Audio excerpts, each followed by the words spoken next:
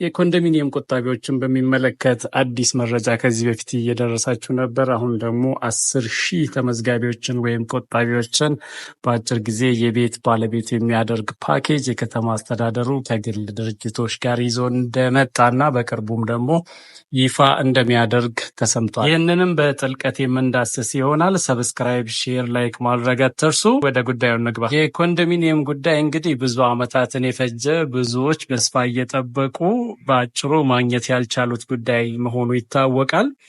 አሁን የአዲስ አበባ ከተማ አስተዳደር ከግል ድርጅቶች ጋር ባደረገው ስምምነትና በመንግስትና በግል ድርጅቶች አጋርነት አዋጅ ወይም ደግሞ ፐብሊክ ፕራይቬት ፓርትነርሺፕ ፕሮክላሜሽን መሰረት ከዚህ በፊት ፕሮጀክት ኦን አድርገው እየሰሩ ከነበሩ ድርጅቶች ጋር ባደረገው ድርድር የኮንዶሚኒየም ቆጣቢዎች እዛ ፓኬጅ ውስጥ ተካተው የቤት ባለቤት የሚሆኑበት እድል መመቻቸቱንና ግንባታውም በቅርቡ እንደሚጀምር ታውቋል። ይህም በከተማ አስተዳደሩ በቅርቡ ይፋ ይደረጋል ተብሎ ይታሰባል። ነገር ግን ይህ 10,000 ግለሰቦች ወይም ቆጣቢዎች እነማን ናቸው? በምን መስፈርት ይሆናል የሚለውን በቀጣይ በጥልቀት የምንዳስስ ይሆናል። የፕሮጀክቱን ሎኬሽንም ጭምር አስጎበኛችኋለሁ።